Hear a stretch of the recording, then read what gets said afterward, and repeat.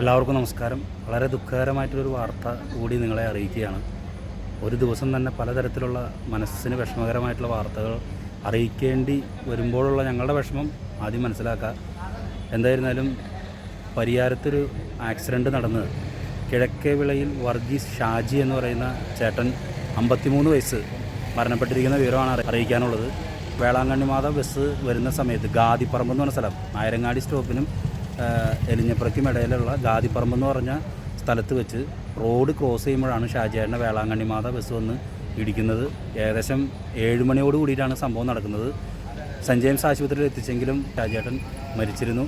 വളരെ ദുഃഖകരമായിട്ടുള്ളൊരു വാർത്തയാണ് നിങ്ങളെ അറിയിക്കുന്നത്.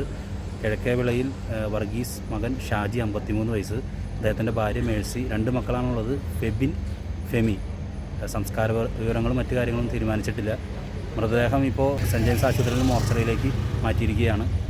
ഷാജിയേട്ടൻ്റെ ഈ നിര്യാണത്തിൽ ആദരാഞ്ജലികൾ നേരുന്നു.